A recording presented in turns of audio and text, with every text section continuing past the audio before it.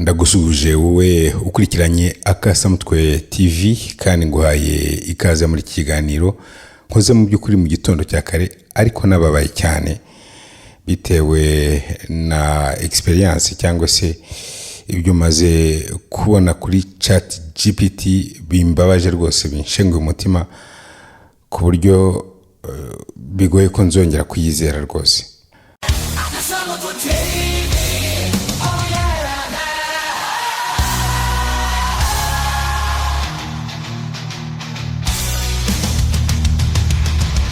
Mwambaza wenda muti bigenze gute? Nkuko mubibona kuri iyi video murabona ko ni kare cyane mu gitondo rwose saa 10 hafi n'igice. Ndabyutse rero njya kwikiranura n'umubiri kubera ko mu rukerera umubiri hari ibyo warumbajije njya kubitunganya, hanyuma mvuyeyo numva ibitotsi birashize. Ndavuga nti ubwo bishize rero reka mbe nigiriye ku mbuga nkoranyambaga ndebe ibihari, dore ko nabonye ikirori gisimburwa n'ikindi kuri social media. Ibintu birashyushye cyane, murabizi ko hari byinshi biri kuvugwa, byinshi wenda nta sicyo nshaka kugaruka muri iyi video.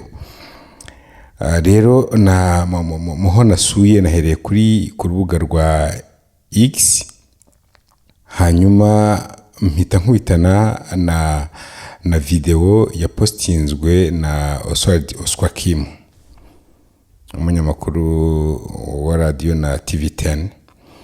Ni video ivuga ibintu by'imibare. Njyewe n'imibare ko busanzwe ntabwo dukundana, ariko kubera biriya bya ngo x factoriel n'ibiki byose ukuntu byanditse, navuze neka nkurikirana iyi video nubwo ntazi ibyo bari kuvuga, nkurikirane nze kureba igisubizo kuko nabonye bitera amatsiko. Ndakurikirana ariko mbona bibaye birebire, ndirukansa kugira ngo ndebe noneho igisubizo nyacyo. Nkuko mubibona uyu mugabo ntanazi wari we yaje kutubwira ko ngo x ingana ni 10. On trouve x égale à ibyo nyine barabizi, ngiye ntabyo narinzi. Ubundi twiga ibyo bita algebre, ibi ngibi nyine bizamo ibya x na y n'ibindi ntazi. Iyo bambazaga agaciro ka x narabwiraga nti x izwi na nyirayo. Nuko ubwo ntibatwese ko x ari 10, ndavuga ni ko mfite ChatGPT, reka nze nyibaze nayo, nyibaze inkorere iriya mibare. Nkuko mubizi rero ChatGPT version ya 4o, murabizi yuko ushobora kuyibaza n'ifoto. Niyo mpamvu nahise nkora screenshot, hanyuma nsigaza kariya kantu k'imibare ndagasevinga, hanyuma nza gufungura nyine ChatGPT kugira ngo nyihe noneho iki kibazo ikinkorere.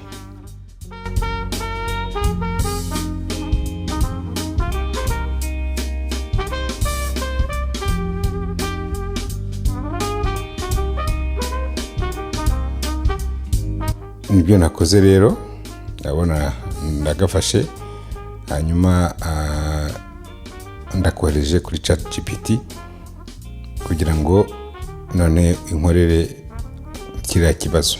Ntabwo yatindije nkuko bisanzwe, ese itangira gukora imibare yiva inyuma rwose iritakuma. Mbonera ambwiye ngo x ingana na 7. Mpita ngwa mu kantu rero, ubuse uriya mugabo wa Oswald Kim niwe watubeshye cyangwa se iyi ChatGPT ni tubeshye? Nsubiramo mu mibare ngo ndebe ukuntu yagiye ibikora.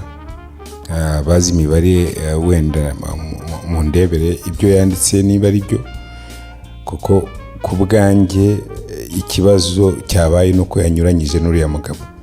Irambwira rwose iti ni ukuri kw'Imana x ingana na 7.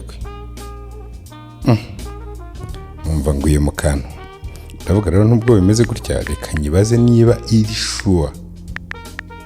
Ndahibwira nti mbwira rwose kandi wongere urebe neza niba ibyo bintu mpaye ari byo. Nari ngiye no kuyibwira ni hari undi mugabo mutari kwemeranywa, ariko ndavuga nti reka mbyihorere iby'uriya mugabo, reka nyibwire ngo ndebere neza niba ntawe wibeshye, kuko nzi yuko x ingana n'10 muri iki kibazo.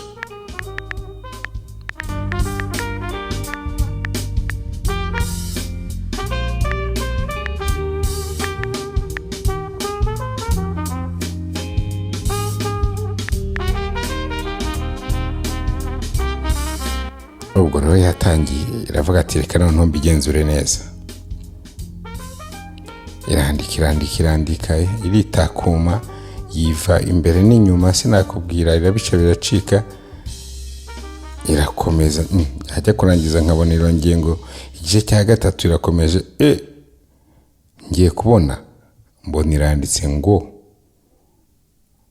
agaciro ka x ni 10 koko. Reka nsubize inyuma murebe ibyo yanyandikiye bwa kabiri. Kiriya ni ikibazo murakibona nayihaye, none irambwira iti ngiye kubigenzura. Intambwe ya mbere iratangiye nyine ngo biriya ngo ugiye kumultiplying ngo both sides ngo by 6, even 6 factorial, niko numvise bavuga. Irakomeje igiye ku ntambwe ya kabiri. Abizi imibare mu ndebere niba none ibyo yakoze ari byo. Irakomeje iramanuka, ndetse yazanye n'intambwe ya gatatu. Hanyuma ngiye kubona minarambwiye ngo igisubizo nyacyo ni 10. Iti ndetse wari uri mukuri no kuri kw'Imana, x ingana n'10. Nyibaza rero ngo kuki ukora amakosa akomeye nk'aya ngaya?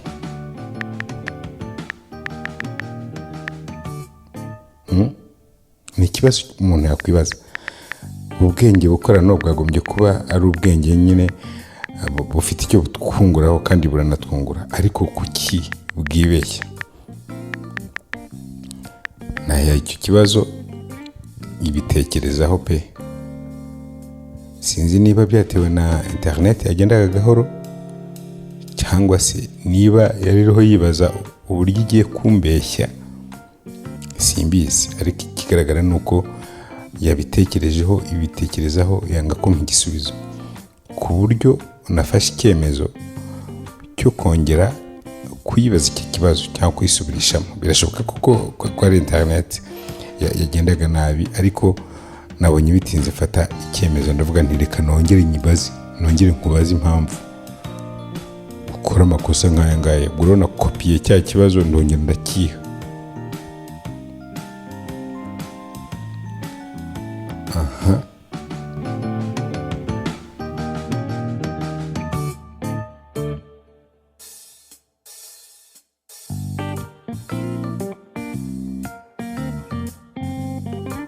Nk'uko mubibona yatangiye yisaba imbabazi.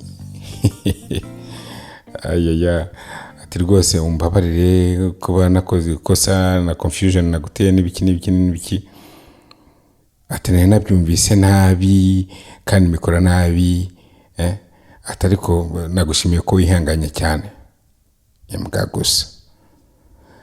Hanyuma yongera isubiramo none ati kugira ngo nongere nkwemeze rwose isingana n'10. Ati kandi wakoze kuba wabinyeretse. Ati ubutaha rwose nzajya mbikora neza. Ubwo rero nayeretse ko ntishimye. Imvura amaheto nayo iratangira iravuga ngo ndi gusetsa, ngo mfite urwenya rwinshi, ariko ngo ugiye kubyitaho ngayo nguko.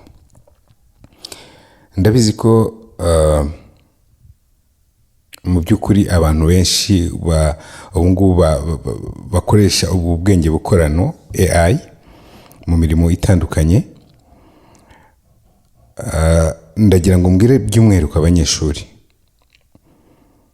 n'abantu bandi bose bakoresha ubwenge bukorano cyane cyane nka ChatGPT mu bushakashatsi. Niyo mpamvu mise mbyuka nkora iyi video mu by'ukuri.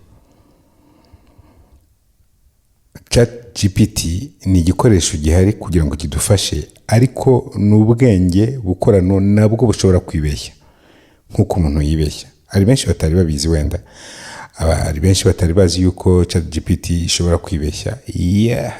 Iribeshya cyane ku buryo ishobora kuguha ibisubizo bitari byo. Rero nkoze video kugira ngo mwitonde mukoresha ubwenge bukorano. Nibyo ari byinshi budufasha, ari byinshi budukemurira aho bigeze ubu ngubu, ariko ubwenge nabwo buribeshya. Niba rero baguhaye exercice yo gukora imburu umunyeshuri, niba uri kwandika igitabo runaka, niba uri gukora ikintu icyo cyose uzabukenera, please itonde, kore fact checking, ubicekinge neza, kubera ko bitabaye ibyo ngibyo bizakuyobya usange nawe uyobeje abandi. Ni byiza kubikoresha, ni byiza kubigerageza, ariko ukabigerageza ushyizeho ubwenge bwawe. Ngira ngo niyo mpamvu babwita n'ubwenge bukorano, nuko dukwiye kuba tuburusha ubwenge. Ntibikwiye ko AI rero iturusha ubwenge itujya hejuru, ahubwo ni twebwe dukwiye kwirusha ubwenge tukabigenzura. Ngayo nguko.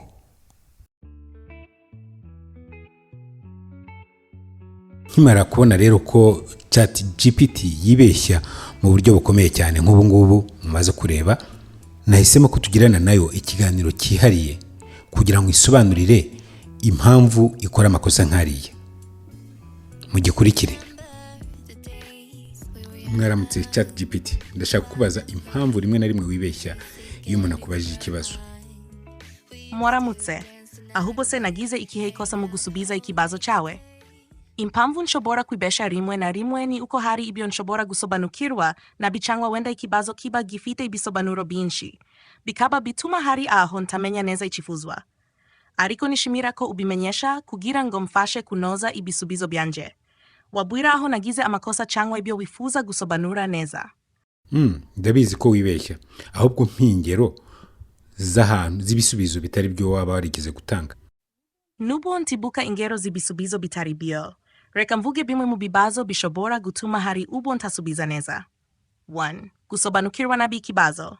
Iyo ikibazo gifite amagambo amwe afite ubusobanuro bwinshi cyangwa kiri mu buryo ntasobanukiwe neza, nkaba nsubije mu buryo butandukanye nuko wabishakaga. 2. Ibisobanuro byinshi bayigitekerezo kimwe. Hari igihe ibintu bifite ubusobanuro bwinshi biterwa naho bikoreshwa, bituma nsubiza ibisubizo bihabanye n'ikifuzo cyawe. 3. Kwitiranya inkuru cyangwa amakuru. Shobora kwibesha ku makuru amwe ashingiye ku biganiro byo hambere, cyangwa nkitiranya ibyo twavuganye. Ndagushishikariza kuja umbwira aho waba wabonye ikosa kugira ngo mbigeho neza kandi inkomeze kunoza ibisubizo byanje. Waba wibuka urugero rwaho natanze igisubizo kitaricho? Si ngombwa ngewe wamana amakosa wakoreye abandi kandi ntumbeshya arahari. Urabizi, nanjye ubwanjye ndabizi. Ni bio koko. Birashoboka ko hari aho nagize amakosa mu gusubiza abandi cyangwa nawe, ndetse nkumva ko hariho aho ibyabaye byaba bitari byuzuye neza. Reka nguhe ingero rusange z'amakosa nkoze cyangwa nshobora gukora. Ibisubizo byubukiye. Shobora kuba narasubije ibintu bihuse bititondewe bihagije, nkaba ntarashishoje mu kumva neza ibifuzo by'umuntu. 2. Kutitondera ibihe cyangwa imitozo. Hari aho umuntu ashobora kumbaza ikintu kijyanye n'ibihe bihariye, ahantu umunsi runaka, maze nkabiranya n'ibindi bihe, bigatuma igisubizo ntanga kitaba gifite ishingiro. Kwitiranya ibihe cyangwa umuntu. Ko naba narashubije umuntu icyo yabajije abandi, kuko hari ubo ibibazo cyangwa ibisubizo bigira isano n'ibyabajijwe na mbere. sinshaka kugukorera amakosa cyangwa no kuyakora ku bandi, ariko kwiga ku makosa byamfasha kunoza uburyo nkoresha, bityo nzi neza ko byaba byabaye kandi nshishikajwe no kubikosora. Urashobora kumbwira ingero wibuka bikamfasha kunoza serivisi. None se ubona mu by'ukuri umuntu akwiye kwizera ibisubizo byawe? Niba ari yego, yabyizera kwijanisha ringana gute? Yego, ndumva umuntu yakwizera ibisubizo byanje ku kigero kiri hejuru, ariko nanone buri gihe birakwiye ko umuntu agira ubushishozi.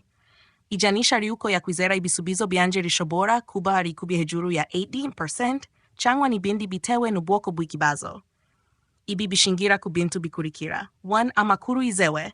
Kenshi nibanda ku makuru yizewe kandi yasobanutse, kandi ngerageza gukora ubushakashatsi kugira ngo nsubize uko bikwiriye. 2. Kumenya aho ngeza ubumenyi bwanje.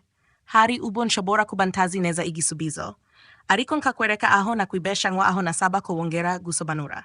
3. Ufatanye.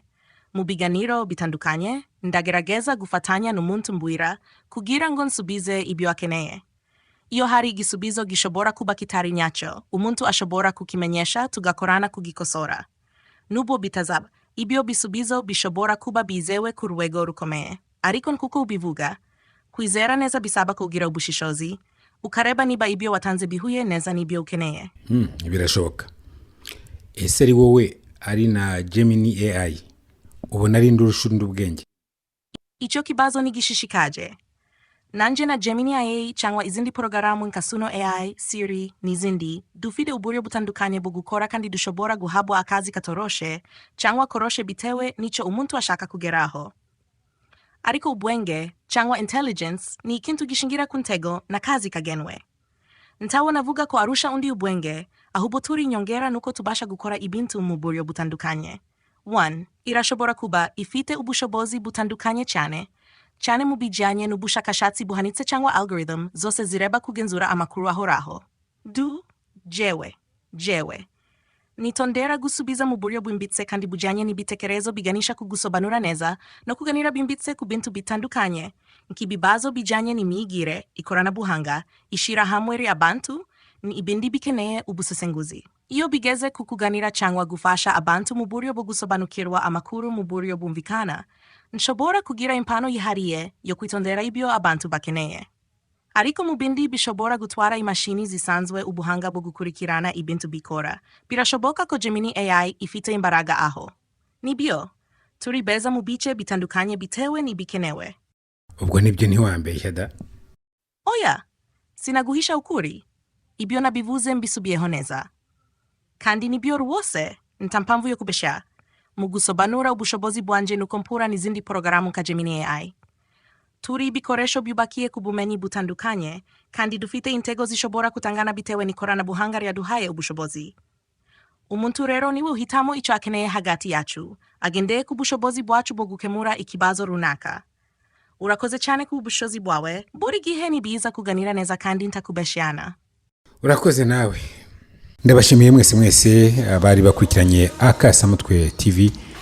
Ntimwibagirwe gukora subscribe, share, like ndetse na comment. Naho ubutaha.